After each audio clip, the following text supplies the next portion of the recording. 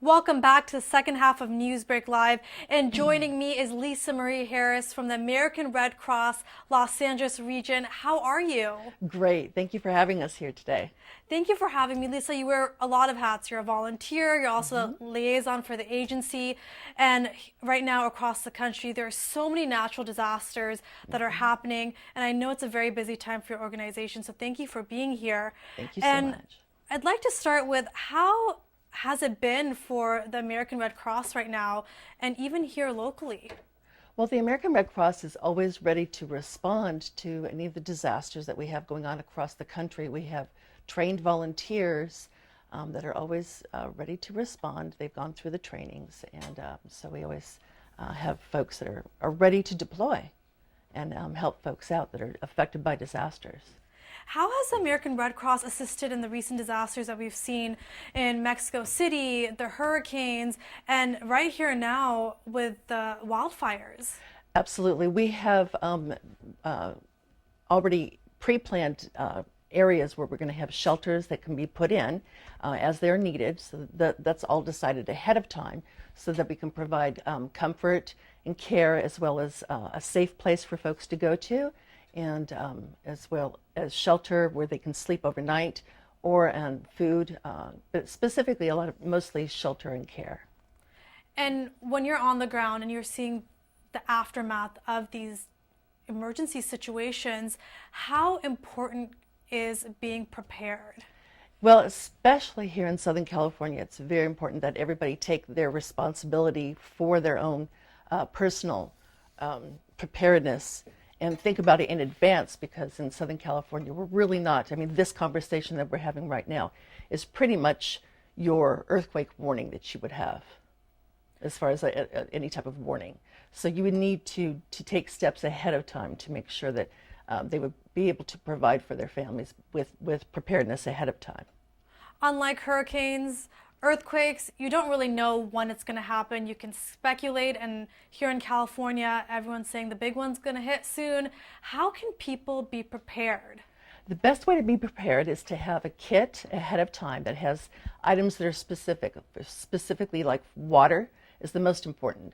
Food, prescription medications are always needed. Items for if you have pets, or special items for if you have children and whatnot.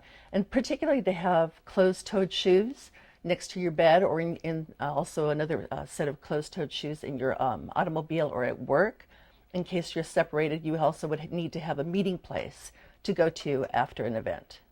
So being prepared at your home, in your car, at your work. workspace, are those the three top, you would say? Absolutely, to be prepared at any time, because again, like I mentioned before, we're not going to necessarily have any form of warning. This conversation is that particular warning, so you would need to take steps to be prepared at home, in your car, if you got separated, or at work or school. How many days should one be prepared for? Very good question. We like to recommend, the American Red Cross recommends that folks be prepared to take care of themselves if possible, because first responders are going to be so overwhelmed.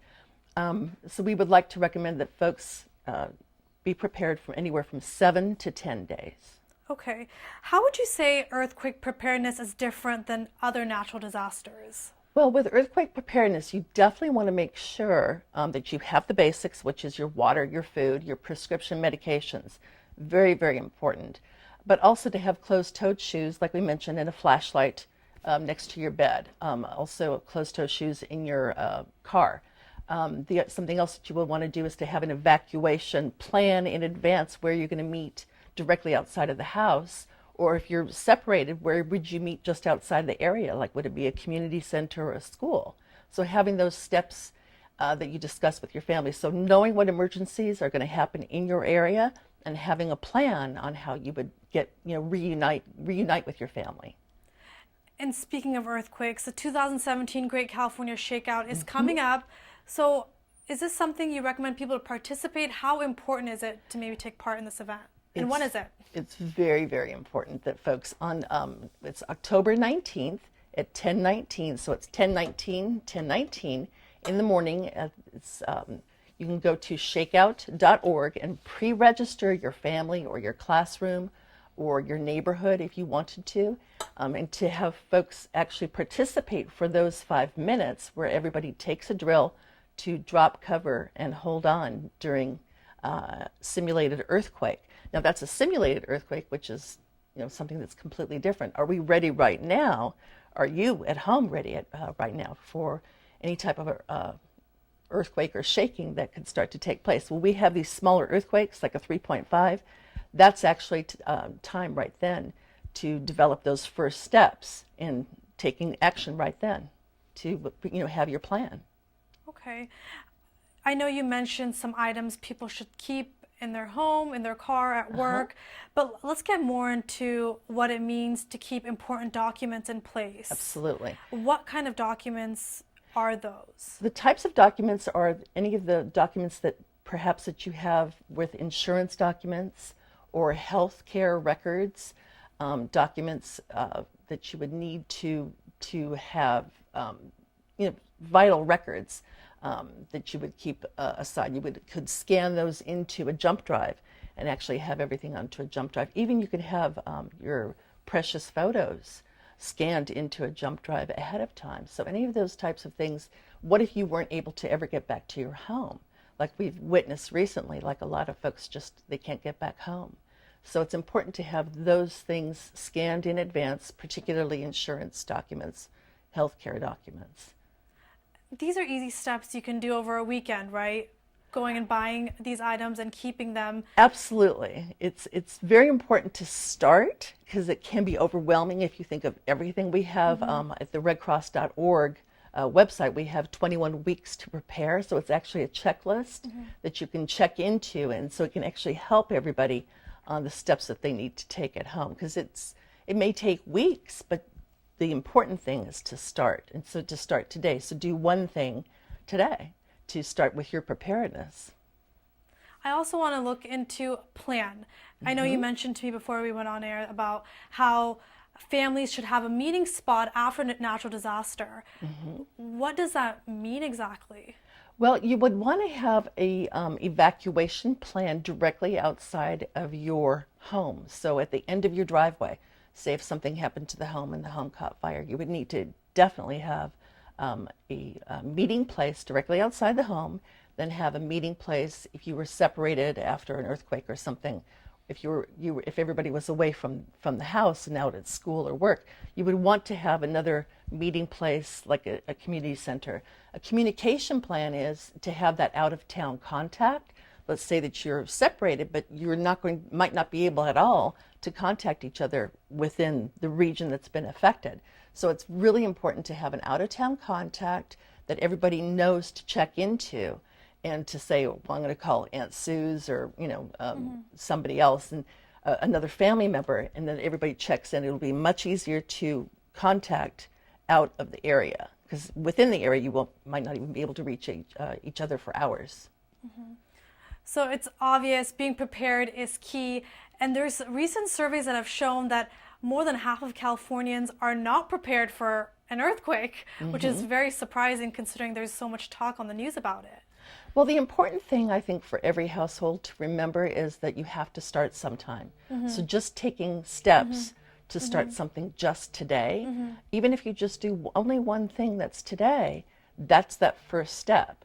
And then you can update it at the end of the month and look at your steps that you've taken. And it's something that's fluid, that you want to make sure that you're constantly thinking about your kit, your plan, and how to get more information on what are the emergencies and how you can be prepared in this area for the emergencies that affect Southern California. How does the American Red Cross mobilize so quickly? As I mentioned earlier, there's so many emergency situations happening right now. When it happens, how do you guys disperse so quickly? We have volunteers that are actually ready to deploy at any particular time. They're actually on call at any particular moment. So they make themselves available after they've had the training so that they can respond if they're on, they put themselves on call. So it's really, really precious to have volunteers that want to step up. And we're training volunteers right now, especially after the recent events. We have volunteers that are going through the training courses right now. So anybody in your listening audience could actually call into the Red Cross at 1-800-RED-CROSS or go to redcross.org and get some updated information on where they can go into to get the trainings and become a Red Cross volunteer. I did 13 years ago. Wow, that's amazing. That's something I wanted to talk to you about, volunteering, because you did mention the American Red Cross, and 94% of the team is made up of volunteers. Exactly. So what is significant about the training that is offered for anyone that's interested watching at home? It's very specific, and we like to make sure that we are providing assistance and care for the folks that are affected. So it's knowing how to provide those shelters, knowing what steps to take to provide safe food environments, and then care and comfort for the folks that are affected, and also working with our community and partner agencies to make sure that we're all working together for one common goal, to help to alleviate any suffering that folks might be going through. So it's very important, especially with being volunteer-based. We all have the training. It's very specific training, and you can just grow with the training. It keeps getting layered on.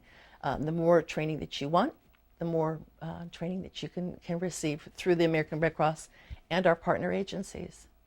For people who may not be able to volunteer but do want to donate and help, how can they do that during Absolutely. these disaster situations? What's the best way to assist victims? The best way to provide assistance for the folks that are affected, that has the greatest reach, is through financial donations, whether you've seen the recent texts or tweets, or if you go on to redcross.org and make a donation. There's apps that we have out there, America Red Cross apps, where you can click on those apps and actually donate there if you'd like, because that way we can get the resources needed that are needed most to the affected areas as quickly as possible. Lisa, is there anything else you'd like to add about preparedness? Your team sees it firsthand, just how not being prepared can have major consequences. Is there anything else you'd like to add tonight? Your personal preparedness on how well that you're going to be able to recover after an event that happens is going to depend upon how well each individual decides to take action and prepare today. So how much you prepare now in advance is going to help your recovery after any event that happens. So it's very, very important to at least take those initial first steps in having a kit, having a plan, and getting more information. And going to redcross.org to get additional information. We have all of the emergencies there, and also on our American Red Cross app, so that we have different steps that you can actually take. We have all the steps are there, and they're within reach. I was just going to mention the redcross.org has great resources. Are there any specific ones that people here in California can relate to that you would suggest? Well, I would definitely suggest that folks get trained in CPR and first aid. We can also help with that. That's one of the divisions within the Red Cross. So somebody within your neighborhood, if possible, should get trained in CPR and first aid, as well as definitely somebody within your neighborhood. We have Map Your Neighborhood, which is another thing that we do, which helps to strengthen each neighborhood on what their talents are and what they can actually bring to the table as far as helping each other out, because we're going to be coming down to the help that we can provide for each other as well as within our neighborhoods. Well, Lisa, thank you so much for all your tips. Sure. I really appreciate it. Thank you for having us here today. Have a great night. Thank you. Well, that does it for NEWSBREAK Live, and as I mentioned, you could go to redcross.org. You can also call 1-800-RED-CROSS if you have any other questions. And if you ever have news or video that you'd like to share, please email us at newsbreak@torranceca.gov. And don't forget to tune into the Torrance City Council meeting that will start tonight at 7 p.m. For Facebook and Twitter users, use hashtag NEWSBREAKLive. Have a great night. We'll see you guys next time.